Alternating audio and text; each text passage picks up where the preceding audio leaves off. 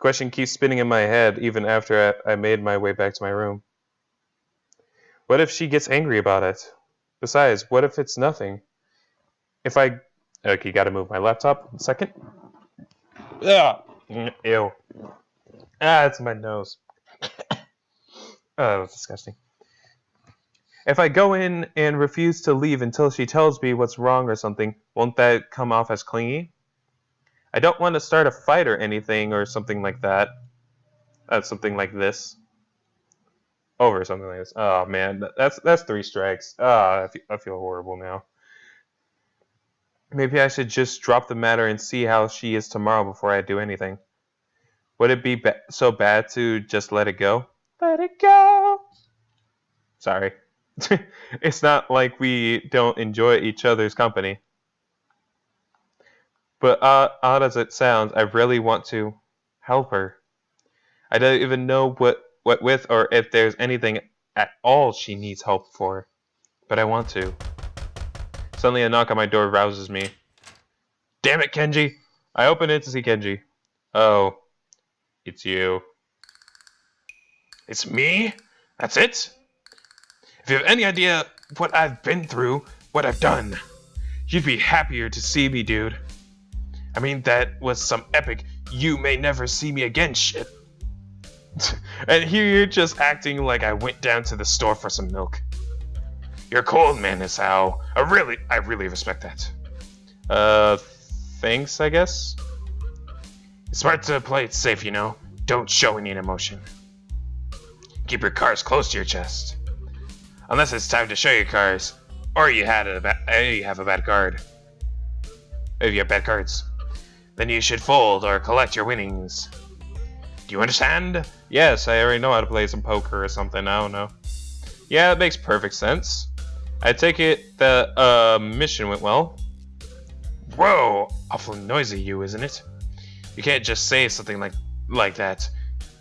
Things are at a delicate stage. One more room and BAM! The invasion succeeds. I thought you were going to blow the conspiracy wide open. It's bigger than I thought. I need to update my charts. And probably change some of the puppets around. You want help? I got some whiskey from somewhere. You can fill me in on everything your investigation has turned up. Yeah, better not. I'm supposed to meet her today. Gotta go do that. Can't raise suspicion. I mean, Kenji nods in approval. So keeping it close to the chest, eh? Okay, man. I respect that. Good luck. Thanks. I'm just going to pretend for the sake of my own sanity that he's wishing my luck in talking to Emmy. And if I squint, that whole card analogy he was talking about works here. Time to lay it all on the table. Or see if I can get Emmy to do so, rather. What a sense of something approaching purpose I head for Emmy's room. I hop up the stairs, lead to her room, and knock on her door. Who's there? Huh? That's odd. Her voice sounds a little choked. Hey, it's me. Thought I'd stop by. Hisao? Come on in. I reach down to open the door, only to find that it's locked. More and more curious. Hey, your door's locked. Oh yeah, sorry, give me a minute. In a few minutes, Emmy opens the door, grinning. Sorry, I had to put my legs on. I was napping. Despite her grin, there's something definitely off. Emmy's eyes are slightly red, and it looks like she's been crying. Hey, no problem. Are you okay? Huh? Yeah, I'm fine. It's just that you look like you've been crying. Oh yeah, Hisao, you're off to a great start on this one. What? No, I'm fine. I'm just happy to see you. She punctuates this with a long kiss that continues as the door slams shut behind us. I know what she wants to do now, and I'm also painfully aware of how badly I want to do it too, but I break the kiss with a wrench of self-control that nearly kills me. Hey, wait. Emmy's eyes crinkle in confusion. Huh? Huh? Wait for what? We need to talk. Isn't that supposed to be my line? And never a good thing to say? She's got a point. It's usually the lead into a breakup, or the prelude to a fight. Maybe it can be a good thing this time. Or that's the hope, anyway. Uh-huh. Can we at least get onto the bed? It's my first day back on these things, and I'm still readjusting. Plus, the nurse said I should try to be on them less often, since running puts such a strain on them. Can't argue with that. It's a trap. We both know it, and we both don't care. Then again, it's awfully hard. Oh my gosh, this music. I like this music. Yeah. Yeah. Okay. While in bed with the object of your affection, so maybe there's that motivation too. Please don't take your clothes off. I don't want to censor even more. I set Emmy's legs on the bedside and sit down next to her, throwing an arm around her shoulders. In silence, we just enjoy being able to be in this position again for a few minutes. Then, of course, I need to ruin it by opening my mouth. Look, I know that you've been having kind of a hard time of it lately, and I want to help you out. I thought it was just exams getting to you, but now I come to your room and you've been crying, and that kills me. But I can't do anything if you won't talk to me about it. I told you I'm fine. No, you aren't. It's obvious something's eating at you. You can tell me, you know. There's a slightest increase in tension in Emmy's voice. Why is by saying I'm fine not good enough? You're concerned, I get that. That's cool. But I'm fine. It's nothing that you need to worry about. Not sleeping and spacing out more than Rin doesn't strike me as being fine. I just want to help. Huh. Yeah, I don't like seeing you like this. I want you to be happy, you know? I hate the feeling that came out wrong because Emmy fixes me with an icy stare. So you want to fix me, Hisao? She's definitely getting angry now. Want to swoop in on my white charger and save the day? Stop the nightmares, the phantom limb pains? Restore what's lost? Her voice catches in her throat, and the tears start to flow. Well, you can't. Nobody can. Nobody will. I'm so stunned by her sudden verbal assault that I remain quiet. Neither of us say anything for a while. I'm surprised that Emmy tightens her grip on me rather than pushing me away. After a deep breath, she starts talking again. Look, I'm sorry. There's these nightmares about the accident. Ah, the accident. I should have known. It took her legs after all, but it never comes up, of course. And I usually deal with them fine, because I can run. Running clears my head like nothing else. I don't have to worry about anything while I'm running. I just concentrate on breathing, on the rhythm of things. It's easier that way. Life's easier that way. Just keep moving forward, you know? Nothing else matters. Just getting around the next curve.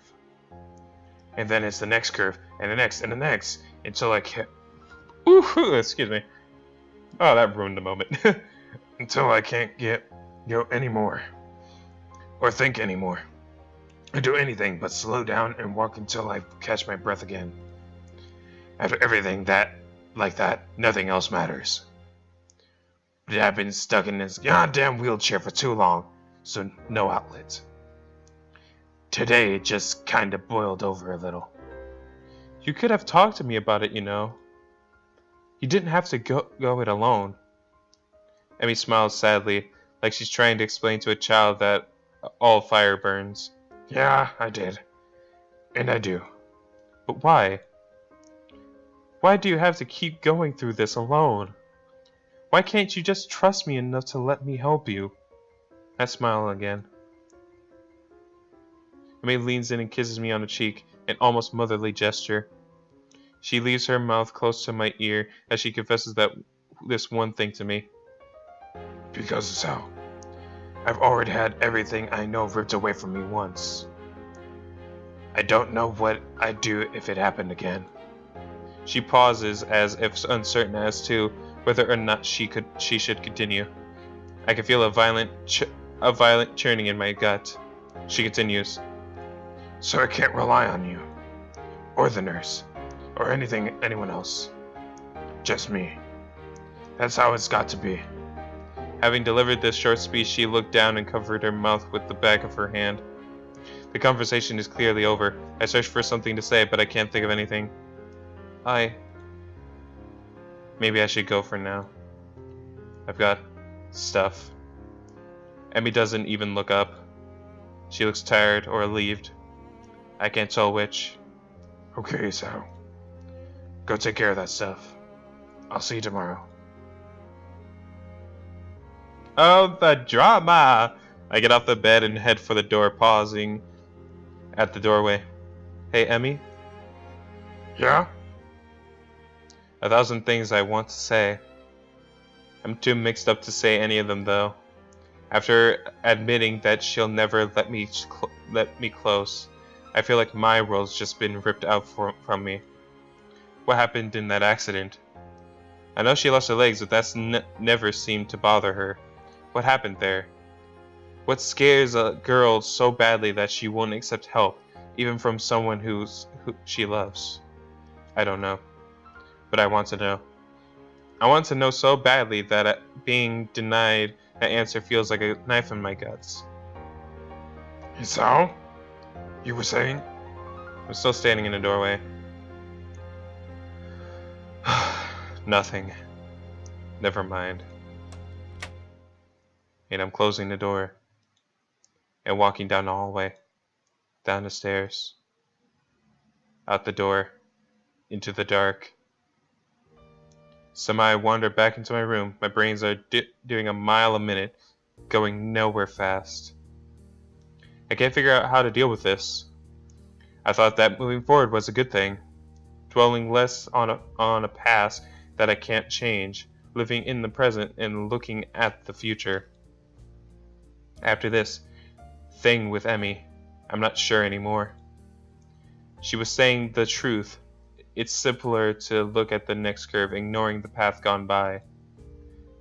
No worry about the opponent left behind, no care for the spectators on the sidelines, and unfortunately no time to watch out for lagging teammates either. I throw myself down on the bed, looking at one corner of my ceiling, as if the answers I want were written there. No such luck, of course. She's literally running away from something. But have I not been doing the same thing? Trying my best to forget about my hospitalization? I'm getting better, but my health isn't going to magically fix itself. Emmy has 2 legs instead of a heart to deal with, but those aren't going to magically fix themselves either. Maybe this is just as fixed as the both of us can get. The room becomes darker and darker until I can't really tell I'm looking at a corner anymore. Morning comes too soon, on the heels of a sleepless night. Is this how Emmy's been spending her nights? Staring at a wall or ceiling, trying to stop thinking about whatever it is. Her, in my case. That clenched feeling in my gut is still there. I can't rely on you. Words spoken so casually. Almost like she was teasing me or chastising me for suggesting that the earth is flat. That's how it's got to be. The way it's got to be sucks. I'm feeling so miserable that I very nearly decide to skip the run. That would be stupid though. It's not something I could do just to see her. I should do just to see her. Sure, that was the original reason, but it's something much, much more now. I've started to enjoy the running itself. There are worse ways to get the blood flowing anyway. Never thought I'd say it after that first week or so, but I feel a lot better after a run. Like no matter what else I do today, I've at least done that one thing. It wakes me up too, and Emmy herself said that running always clears her mind. Maybe it'll help clear mine. I hope so. The morning is cool and clear, if a bit humid. Summer's making itself known, it seems. Emmy's already stretched out when I arrive, and greets me with a smile and a wave. Hey, Sal. A sight of her so chipper is like a kick in the nuts.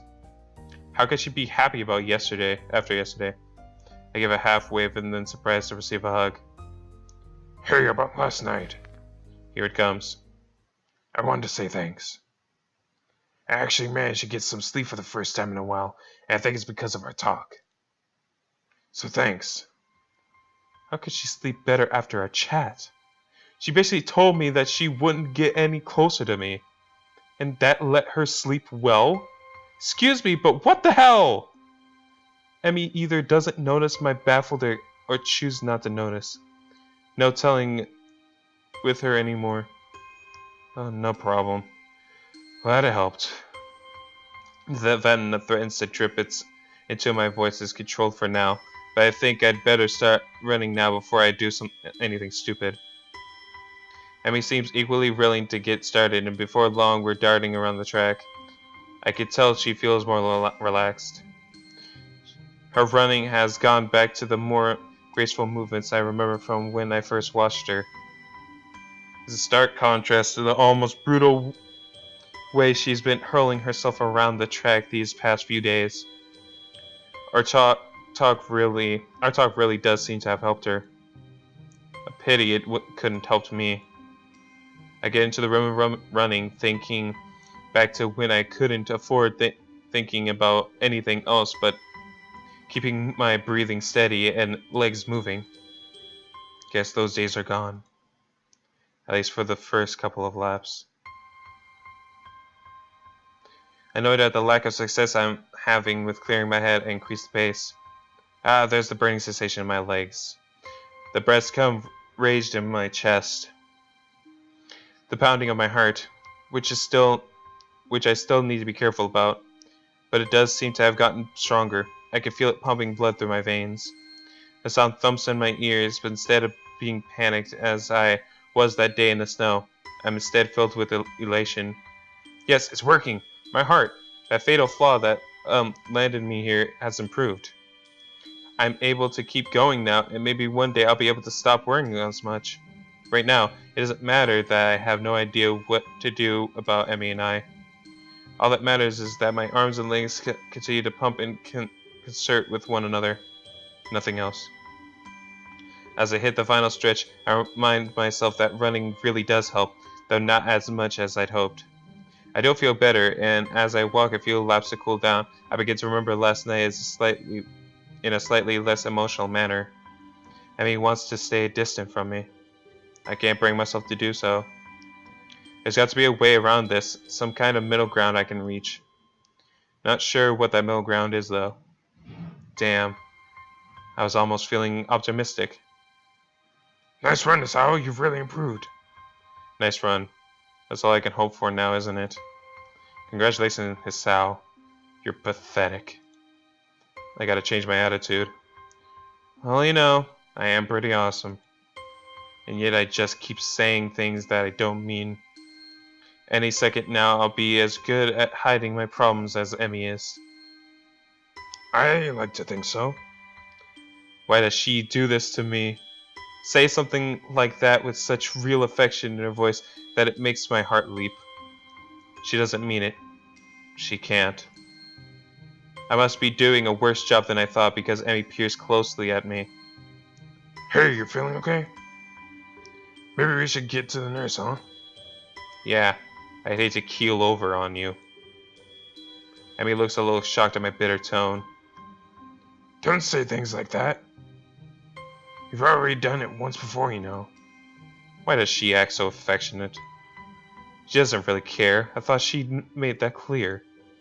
But despite all of that, I find myself apologizing, even though I shouldn't have to, even though she's probably just putting on an act. Sorry. Heh. Come on, let's see the nurse.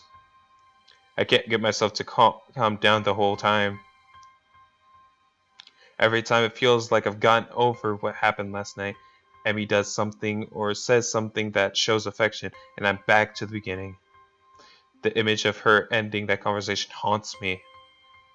It was like the final twist of the knife that left me feeling bereft of any hope that Emmy and I could be more than what we are. And what are we at this point? A little more than friends who happen to fuck. And really, it's not like I don't enjoy the times I spend with her. Said so the other day myself. I very nearly didn't even bring anything up with her. Was just gonna hop on in there and let it ride, wasn't I?